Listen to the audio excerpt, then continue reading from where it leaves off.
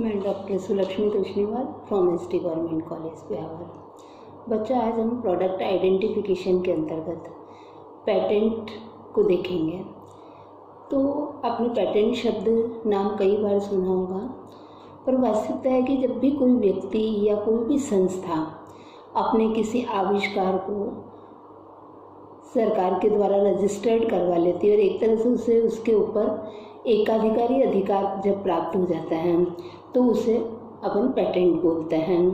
अब इसके अंतर्गत अपन कई चीज़ों को, कोई भी आविष्कार किसी मशीन के रूप में हो सकता है, किसी डायग्राम के रूप में हो सकता है, किसी नए प्रोडक्ट के रूप में हो सकता है, या किसी प्रोडक्शन प्रोसेस के रूप में हो सकता है, मतलब किसी भी रूप में हो सकता है।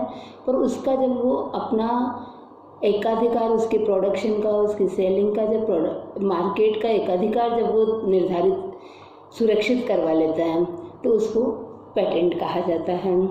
तो इस तरह से अपन एक सामान्य परिभाषा के रूप में देख सकते हैं कि जो इसका होल्डर होता है पेटेंट का, उसको एक सर्टेन टाइम पीरियड के लिए उस वस्तु से संबंधित जो भी उसने नया आविष्कार किया है तो उसको, उस व्यक्ति को, उस संस्था को उससे संबंधित सारे अधिकार प्राप्त हो जाता है, यानी कि वो उस आविष्कार का अपने हिसाब से कोई भी कॉमर्शियल उपयोग कर सकता है। तो इस तरह से हम जो एकस्व है उसकी विशेषताएं देख सकते हैं। तो सबसे पहले तो अपन पेटेंट की विशेषता देखते हैं कि ये किसी वस्तु या उत्पादन के विक्रय का एकाकी अधिकार प्रदान करता है।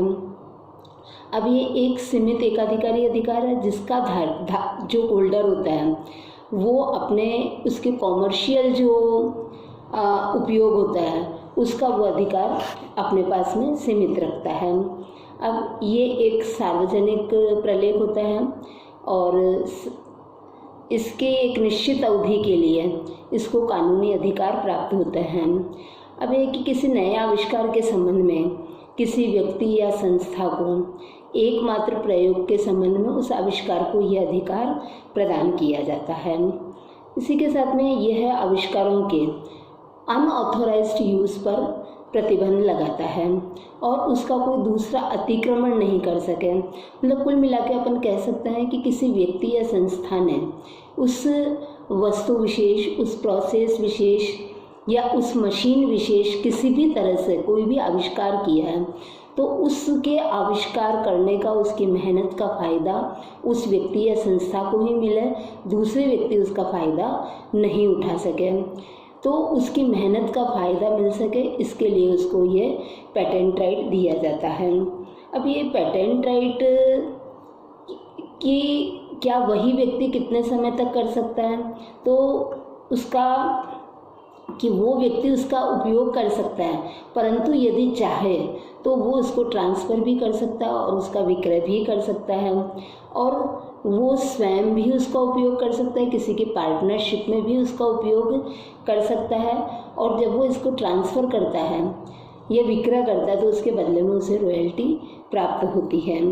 तो इस तरह से बच्चों हमने देखा कि पेटेंट किसी भी आविष्कारक को प्राप्त होने वाला उसका एकाधिकारी अधिकार है कि उसने जो मेहनत की है वो उसको अपने स्वयं के लिए ही काम में लेगा, कोई दूसरे व्यक्ति उसकी अनुमति के बिना उसको काम में नहीं ले सकता है। अब कि इसके फ़ायदे क्या हैं, तो अपन देखते हैं कि पेटेंट के सबसे पहले तो है कि स्वामित्व की सुरक्षा हो जाती है कि कोई भी व्यक्ति उसके स्वामी की, मतलब जो पेटेंट होल्डर है उसकी अनुमति के बिना उस आविष्कार का कोई भी उपयोग नहीं कर सकता है और यदि वो उपयोग करता है तो वो प्रयोग, उसका उपयोग उसका अनऑथोराइज्ड माना जाएगा।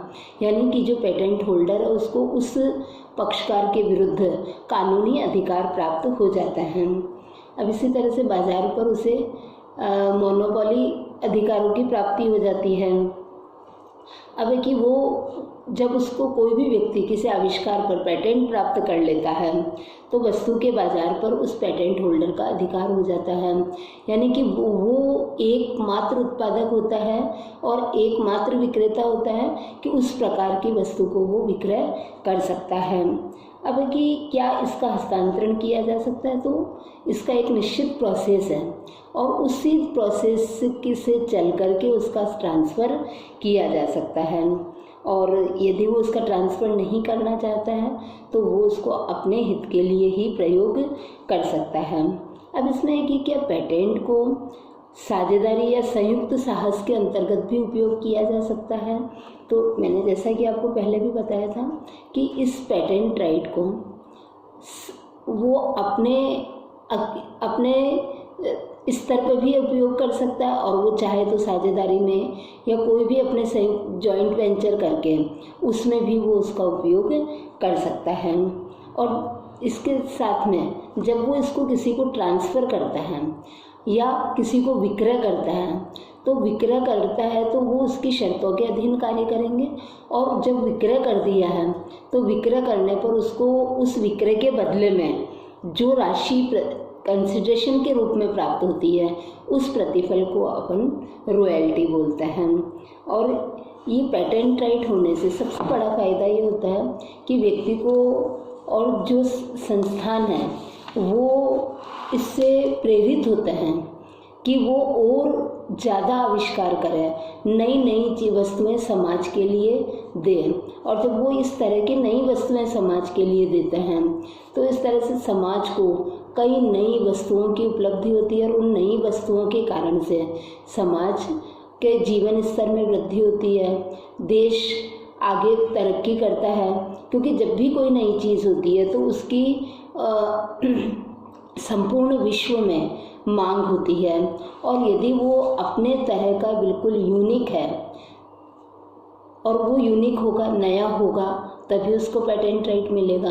तो जब तक उस तरह के प्रोडक्ट और मार्केट में नहीं आता है या एक सर्टेन टाइम पीरियड तक वो उस वस्तु का उपयोग करता है, उस टेक्नोलॉजी का उपयोग करता है, उस प्रोसेस का उपयोग करता है, तो उसका प्रभाव ये होता है कि उसको उसके ऊपर जब तक मार्केट में और लोग आएँ तब तक वो उसको उसके ऊपर पूर्ण लाभ प्राप्त करता है।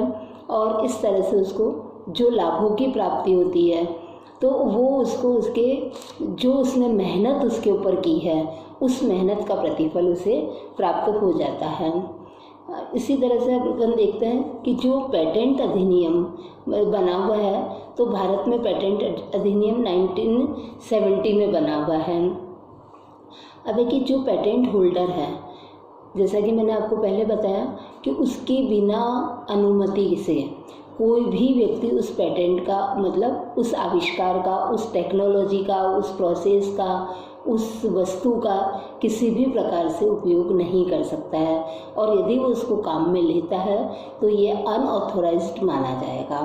तो अब ये जब अनऑथोराइज्ड माना जाता है तो इसका मतलब है कि इस पेटेंट एक्ट के अकॉर्डिंग ही उस आविष्कार को, उस पेटेंट को काम में लिया जा सकता है और पेटेंट होल्डर की परमिशन के बिना उसका पेटेंट होल्डर की परमिशन के बिना उसका उपयोग नहीं हो सकता। वो चाहे तो इसका विक्रय कर सकता है, किसी को ट्रांसफ़र कर सकता है, वो पर वो भी प्रतिफल के बदले में होएगा।